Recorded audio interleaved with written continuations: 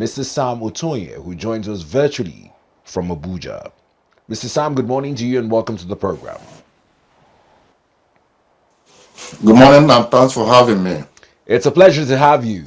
Let's begin with one of the first stories making round as it concerns the prioritization of a global governance plan rather, by the federal government. This morning, there are talks on the papers of a new bilateral trade with China, worth over 22 billion naira to boost economic investments. Uh, Take more or less in complementary statements to what the vice president gave us a speech for President Bola Ahmed Tinubu at the United Nations General Assembly's 80th edition. What's your take on this, sir? Thank you so very much. Bilateral trade has been a norm. In fact, is a common place in every government. In Nigeria, we've had it over the years. And we mustn't fail to remember that this bilateral trade with China came up during Buhari's administration in terms of the currency swap, where the government was looking at, you know, uh, our business people will go there and they buy things in the currency of Nigeria. So that swap, which MFL, yes, the CBN governor then, you know, came out with, would have been a very big economic relief to Nigeria. It would have made Nigeria to run on a scale of business transactions that would have been so beneficial to our businessmen and even to Chinese. But then that thing failed. So coming up again with bilateral trade agreement with China and all of those is very good, is very wonderful.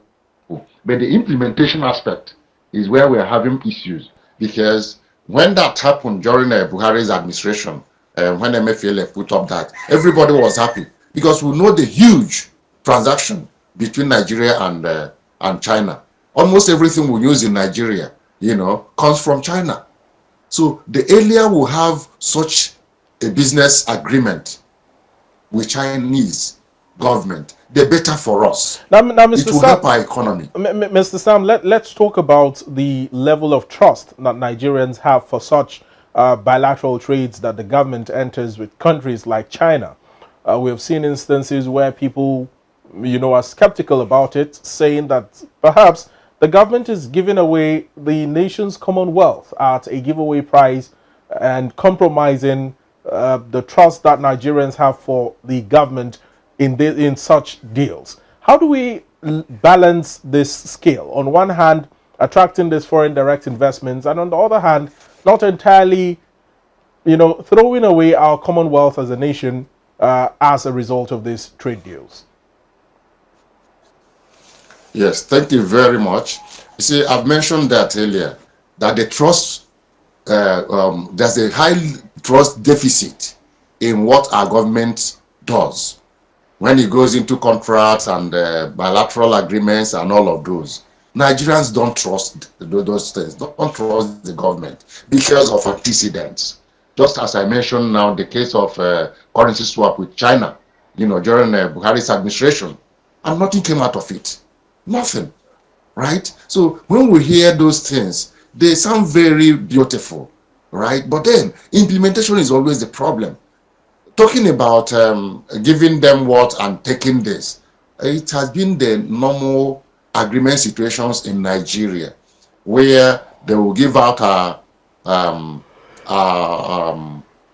oil to any country for one trade or the other, for one transaction or the other. We've been having it in this country. During Buhari's administration, it was a very, very commonplace, right? So talking about giving out what we have and to get what they're giving us, which we don't even know how well negotiated it was. You see, we've come to a situation in this country where whatever that comes out from the presidency, from the state governors, people don't take them seriously. because behind them are so many things that are inexplicable. Now They know what they're doing. that also brings us to the issue of transparency in governance, transparency in policies, transparency in uh, deals, bilateral deals of this nature. Are Nigerians well informed about what the government is doing with the sovereignty of the nation, and also in terms of ensuring that people can contribute to some of this discourse? Is there perhaps a fora where Nigerians, ordinary Nigerians, average Nigerians like you and I, can contribute to some of these deals that the government is making on behalf of the entire nation? Thank you so very much, Chijoke. I was really coming there as a solution, as a respite, not really solution, as a respite. Let the country feel some pulse of, okay, we made a contribution. Yes, we added our voice to this. It is becoming very pertinent. I agree with you entirely. I was coming there because when they do all these bilateral agreements and all of those, and pad all the things they pad, around and behind them, you, you know, Nigerians are left in the dark, right? So it should come to a point because of this trust deficit where the government will now say, okay, because you people don't feel like trusting us, let us bring you into all these discussions, into all these negotiations, so that you get to know what we are doing and see the transparency around it. So we should get to that point because there's no way you convince somebody that, look, this transaction I negotiated well if that person was not part of that negotiation, because the underhand practices and paddings and all, we are used to padding in this country. Everything is padded, right? So both the budget and all of those, all these things are here and are here with us. And for government to dissolution that situation, for them to make Nigerians feel that, oh, look, we are part of what you're doing, the negotiation is good, and we are behind you, right?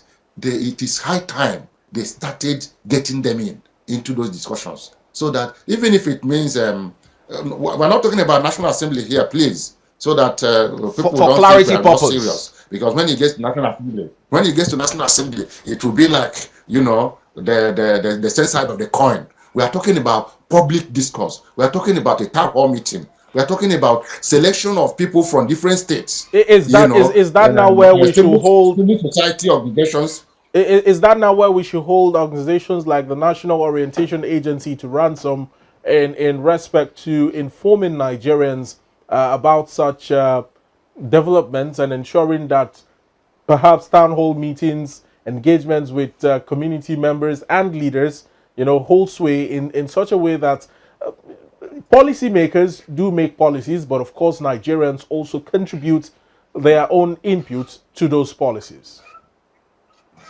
I quite agree with you. They can delegate it to National Orientation Agency. They can delegate it to Ministry of Information.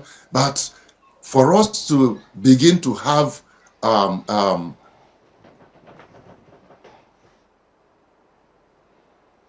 Sam, you're still with us? where for every policy that is huge, that is taking away the wealth of the nation,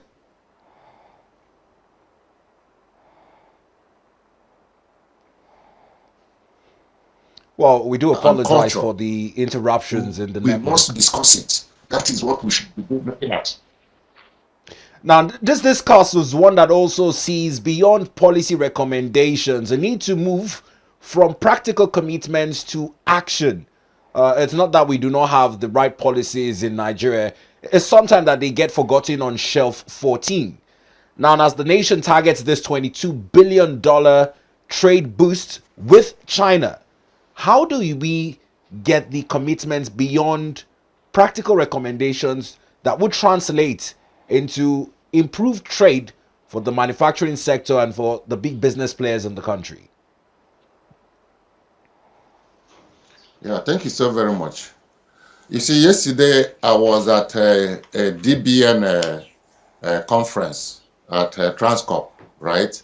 And so many MSME entrepreneurs were there. A woman came from Kenya. and was talking about all she did, to get to where her company is today. Tea company, just making of tea and all of those. So one guy came from Aba and told us a lot of stories of how he went to China, exhibited his products, and they were not selling before he had to go to China to learn how to package and all of those. So when we talk about business, MSMEs are the foundation of it.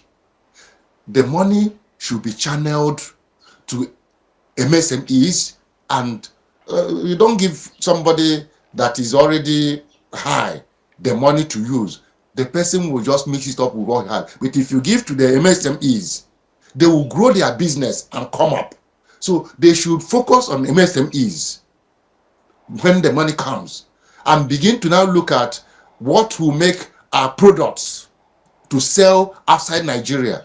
Our export, as a matter of fact, the woman from Kenya yesterday was talking about that it takes that it costs more to export our products in Africa to African countries than to the Western world because of poor infrastructure and other policies.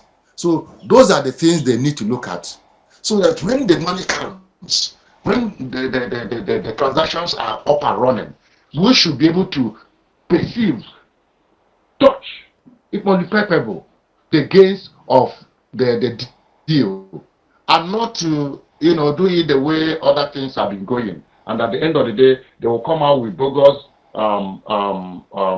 estimates of what they spent. It should be transparent. They should get MSMEs in their different categories and groups into the deal, so that it will be felt by ordinary Nigerians, because MSMEs are the bottom, are the foundation. They are the foundation of business transactions, particularly in Nigeria, where we have challenges developing businesses. They need to get some best brains, right, in business world. Get the likes of Okonjo-Iweala's to make input on how to utilize the funds, and not just making it a political thing. Politicians are not good business investors. That is the truth. So it shouldn't be left in the hands of politicians. Technocrats should come in and handle that transaction and state clearly the path where to go in utilizing those funds. That is what we must do. Now, Mr. Sam, we might deviate a little bit, but I just want you to react to this story concerning Prince Arthur's Atlas and Aranto Petroleum winning Liberia's 4 oil blocks license and investing a whopping 848 million US dollars in Liberia. I know that as a businessman himself, Otouye has quite a lot of investments in Nigeria and has made a lot of contributions. But do you think that investing almost £1 billion in a country like Liberia, as opposed to putting it back into the country, is also one of the problems that sort of hamper the economic growth of Nigeria, relating it to this entire discourse? Yeah, thank you so very much. That story was carried by New National Star, my paper. Yes. And I was part of writing that story. You see, we all know Ateze as an industrialist, a very popular one indeed. And he has investments in Nigeria. He has been into oil and gas, exploration and all that across Africa. And I think he's the largest private investor in oil exploration in Africa. So what he's doing in Liberia, that offer they've given him, is a function of his ability, his expertise in doing such. Huge sum of money, yes. Exploration, it doesn't come cheap. It doesn't come cheap. So he's going to do his business as a private person. And it's not like he's abandoning Nigeria. He also has his businesses, oil wells and all that, running here. So what he's doing is business expansion. The other time he had a deal with Venezuelan government, to explore oil there. He has in Gambia, he has in Sierra Leone and all of those. So there's nothing wrong about what he's doing. He's a private businessman, and he puts his money where he thinks he will make his profits. His bottom line is important to him. So it's not anything. Dangote did his own.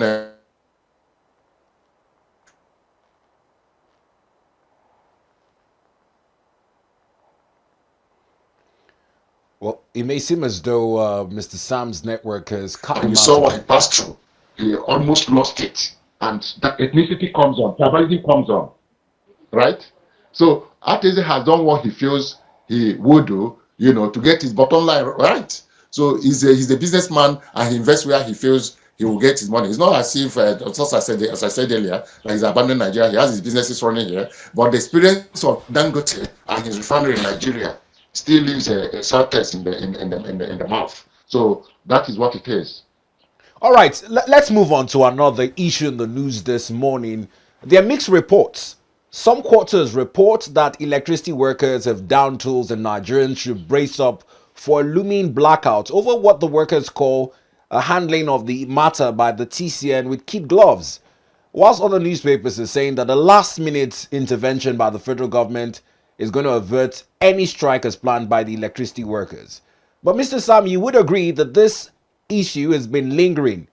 It's issues of paying minimum wage. And for electricity workers over time, it also hampers on unpaid retirement benefits.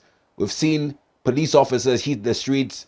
We've seen retired military officers as well complaining about unpaid entitlements. What's happening to labor unions and particularly electricity workers as it concerns the need to have stable power supply and also give the workers their due entitlements? Let's get your take. Yeah, thank you so very much. That's the lead of our paper, New National Star today. Is a cover, and if you read through that story, you find out that it didn't just happen. The union had already given an ultimatum before now. They had informed them that, look, if you don't pay us salaries you're owing us, if you don't pay us our minimum wage and all of other demands, that we're going to down tools.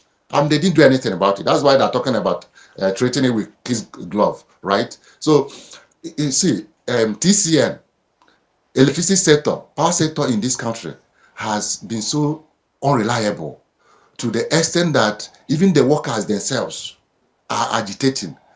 Nigerians are agitating. Nigerians are protesting over the kind of services that are being given by the power sector, right? Now, the staff that are supposed to protect are complaining and agitating. So what does that mean? Where does it leave us? It means that they need to look at the unbundling of the power sector. They need to look at TCN, because TCN is one aspect that they've not unbundled. They must privatize TCN, no matter what it takes, so that we can get this thing right.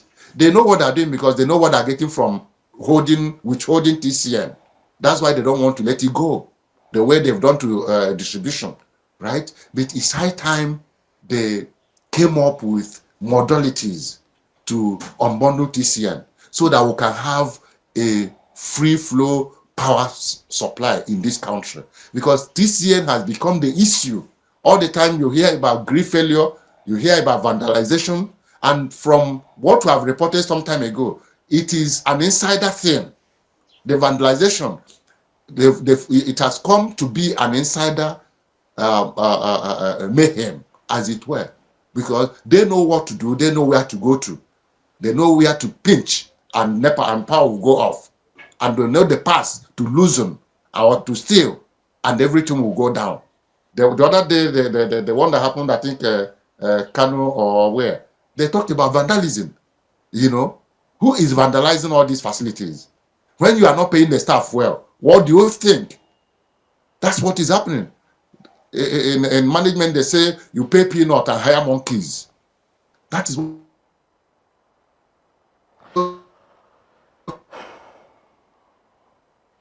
Well, Mr. Sam, are you still with us on the line?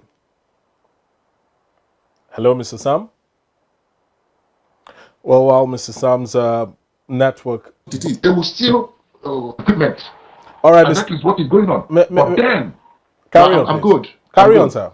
They must look at TCN, how to unbundle it. All right, Mr. Sam, we got a recent report from the Federal Ministry of Yes, Power. yes. My final word is they must look at ECN and the way to unbundle it.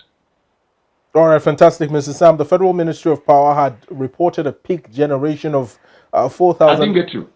I said that the Federal Ministry of Power had reported a peak generation of about 4,863 megawatts for September 2025 alone, and that the government itself is set to target an increase of national electricity generation to 8,500 megawatts within the next 12 to 18 months. That is double the amount of megawatts that we are generating at the moment. It appears that the federal government is investing quite a lot in the power sector in terms of generating power itself. But why is there so much neglect when it comes to welfareism and ensuring that the workers themselves who keep the system up and running are well taken care of and paid what is due them? Thank you so much. It's still the same government that is investing in expansion and all of those that's still holding the staff down, because the issue of minimum wage, just as you even said in your intro, the military, which other group protested the other day, there has been this protest of minimum wage, yet it's still the same government that came up with minimum wage. It's still the same government that is not paying. And you begin to wonder what we're doing here, right? So the owing staff, when you know that if you owe them, you see, it's like when we were in the bank, when I was in the bank, right? Salary comes as at when due, because you know the collateral damage it will cause when you don't pay salaries. Staff will begin to look for ways to defraud the bank. The same thing happens to the power sector. When you don't pay the staff, they know where to touch. They know the things to steal, and power will go off. There will be grid failure, and that is what we have been experiencing. All this grid failure you've been hearing every now and then is sabotage, and it's an internal thing. It's more of internal than external, because of these payments that are owing them, and the staff are not happy. That is what is going on. All right, Mr. Sam, we must thank you for joining the discussion this morning and lending your thoughts on two prominent issues as captured on your newspaper. We must thank you for the due diligence you're doing in keeping Nigerians abreast with some of the stories that are not so much followed when it comes to politics, but rather those that speak to the interest of the common man. We appreciate you. Thank you so very much. I appreciate it too. A pleasure is mine.